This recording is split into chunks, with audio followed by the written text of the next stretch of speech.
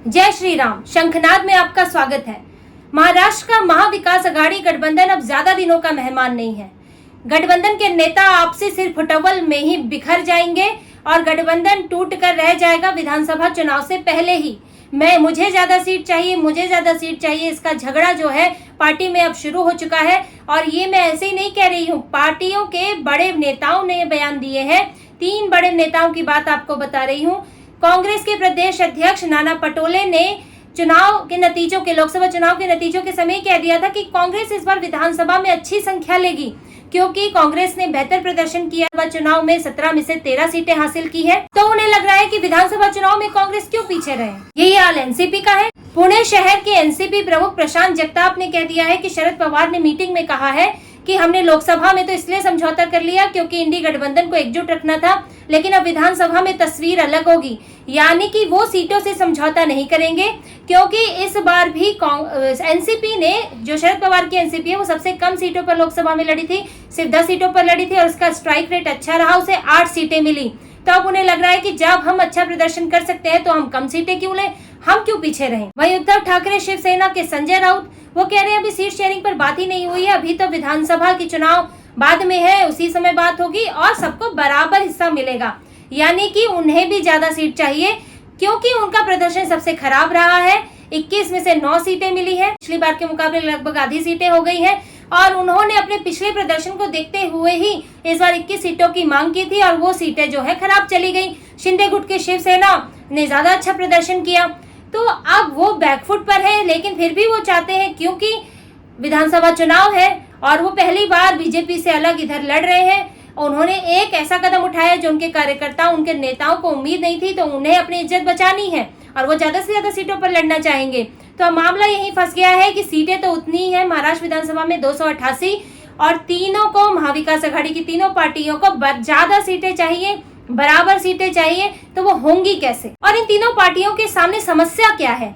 असल समस्या मैं आपको नंबरों के जरिए बताती हूँ कि पिछले विधानसभा चुनाव में कौन कितनी सीटों पर लड़ा था और कितनी सीटें जीता था और अब क्या उनके सामने दिक्कतें आने वाली हैं। ये देखिए, पिछले विधानसभा चुनाव में एनसीपी और कांग्रेस साथ थे, यूपीए के तहत लड़ रहे थे, तो इन्हें दोनों ने 125 सीटों पर चुनाव लड़ा और 38 सीटें अपने दूसरे सहयोगियों को दी। इसमें से एनसीपी ने जीती 54 सीटें, कांग्रेस ने जीती 44 सीटें। इधर बीजेपी और शिवसेना साथ में थे, तो बीजेपी ने 152 सीटों पर चुनाव लड़ा, शिवसेना ने 124, बीजेपी ने 105 सीटें जीती, शिवसेना ने 56 सीटें जीती। अब आप देखिए, एनसीपी और कांग्रेस ने 125 सीटों पर चुनाव लड़ा और शिवसेना ने 124 सीट पर चुनाव लड़ा। अब तीनों ये चाहेंगे कि इस बार उनकी सीटें कम ना हो, चुनाव लड़ने वाली सीटें कम ना हो, और या तो उम्मीद होगी कि उससे ज्यादा ही सीटें मिले।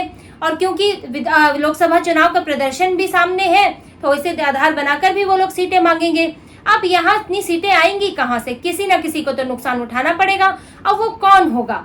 अब चिंता इसी बात की है। अगर उद्धव ठाकरे बीजेपी के साथ होते तो इतनी समस्या नहीं होती, क्योंकि बीजेपी से तो 2 ही पार्टियों में सीटें बंटनी होती हैं, बाकी छुटपुट पार्टियां होती हैं, उनको ज्यादा सीटें देने की बहुत ज्यादा जरूरत होती नहीं है, तो इसीलिए वहां पर नेगोशिएशन आसान होता है। लेकिन अभी नेगोशिएशन बड़ा मुश्किल है, क्योंकि एनसीपी कांग्रेस ने अच्छा प्रदर्शन किया है और उद्धव ठाकरे ने खराब प्रदर्शन किया है, तो वैसे भी सीटें नहीं मांग सकते। और वहीं एनसीपी और कांग्रेस की समस्या ये है, क्योंकि गठबंधन है, महाविकास आघाड़ी गठबंधन चल रहा है, अगर उद्धव ठाकरे जाते हैं, निकल जाते हैं, तो भी इनके लिए समस्या है। बीजेपी और उद्धव ठाकरे के जो भी गठबंधन पिछली बार हुआ, ये उससे जीत पाना बड़ा मुश्किल होता है एनसीपी और कांग्रेस के लिए। लेकिन इसमें सबसे ज्यादा मुश्किल जो है वो उद्धव ठाकरे के लिए होने वाली है, क्योंकि वो बैकफुट पर है, वो हर चारों तरफ से घिरे हुए हैं। अब वो अगर एनसीपी और कांग्रेस से नेगोशिएट करते हैं, तो उन्हें लोकसभा चुनाव का नतीजा दिखा दिया जाएगा कि भैया आप तो इतनी सीटें लेके आपने बर्बाद कर दी, अब जीते कितने? 21 में से 9 सीटें, तो आपको विधानसभा में किस मुंह से ज्यादा सीटें आप मांगोगे? क्यों आपको दी जाए? शिंदे गठबंधन वहां बेहतर कर रहा है, हो सकता है वो ज्यादा वहां से जीत जाए, आप यहाँ से सीटों का नुकसान हो जाएगा, तो वहां से बैकफुट पर वो आ जाएंगे। अगर वो गठबंधन तोड़ के वापस जाते हैं, तो भी एक सारी बेइज्जती होगी, उनको कई सवालों का सामना करना होगा कि आखिर भाई अब किस वजह से वो यहाँ पर आए थे। अब अगर उद्धव ठाकरे कम सीटों पर लड़ते हैं तो कम सीटें जीतेंगे, बहुत चांस तो इसी के हैं, और उनको मुख्यमंत्री की सीट मिलेगी नहीं। अब पिछली बार हुआ ये क्योंकि किसी भी तरह भाजपा को तोड़ना था, इसलिए एनसीपी और कांग्रेस जो है वो तैयार हो गए कि हाँ, उद्धव ठाकरे को आप मुख्यमंत्री बना दे। उद्धव ठाकरे वहां भी इसलिए लड़ रहे थे बीजेपी से कि उन्हें मुख्यमंत्री बनना था। वो चाहते थे कि कम सीटें पाकर भी मैं वहां पर अपर हैंड रहे, मैं ऊंचाई पर रहूं, मुख्यमंत्री रहूं, सरकार चलाऊं।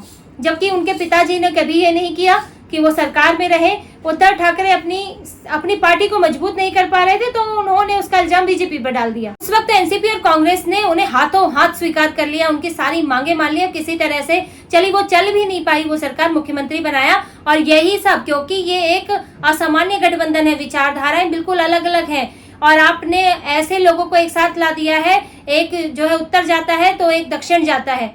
तो ये बड़ा मुश्किल है कि दो दिशाएं अलग अलग है तो साथ कैसे आते, इसलिए गठबंधन ज्यादा चल भी नहीं पाया। और उद्धव ठाकरे के नेताओं में पहले ही नाराजगी है, क्योंकि अब जो पार्टी पहले हिंदुत्व की बात करती थी, अब वो तुष्टीकरण कर रही है। जहां पहले राम मंदिर का समर्थन होता था, वहां राम मंदिर का विरोध कर रही है।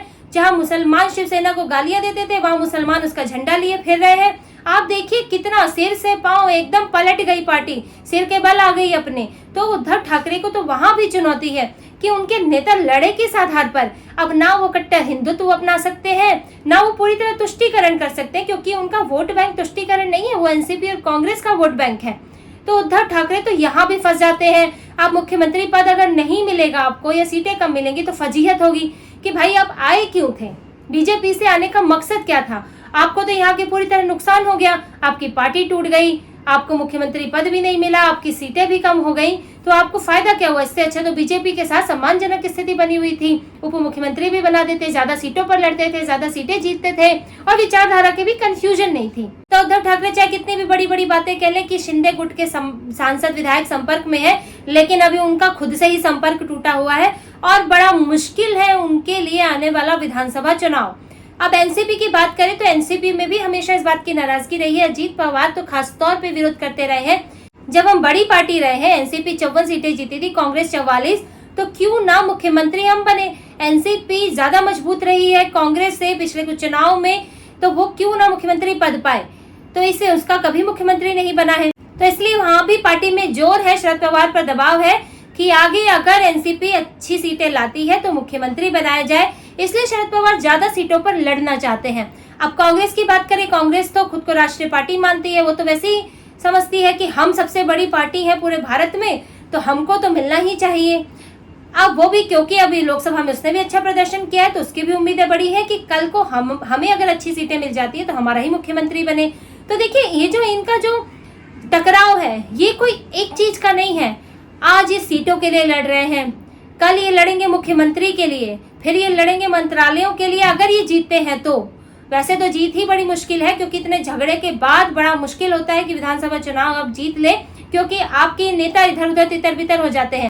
और देखिए, लोकसभा चुनाव में तो वैसे ही बहुत कम उम्मीद होती है क्षेत्रीय पार्टियों को कि वो इतनी सीटें ले आए कि वो प्रधानमंत्री बन जाए भारत के। और ये लोग तो वैसे भी मान के चलते हैं कि मोदी को हराना तो इनके लिए बड़ा मुश्किल काम है, तो वहां समझौते हो जाते हैं। लेकिन विधानसभा, क्योंकि ये कोर पार्टियां महाराष्ट्र की हैं, महाराष्ट्र के बाहर इनकी प्रेजेंस ना के बराबर है, तो अगर ये महाराष्ट्र में ही कुछ नहीं कर पाएंगी, वहीं अगर सत्ता नहीं पा सकेंगी, तो इनका होने का फायदा क्या है। इसीलिए लगता है एनसीपी, कांग्रेस को, उद्धव ठाकरे, शिवसेना को कि वो अपना मुख्यमंत्री बनाए, ज्यादा से ज्यादा सीटों पर लड़े। अब ये कैसे ज्यादा से ज्यादा हो पाएंगी, क्योंकि सीटें तो उतनी ही है।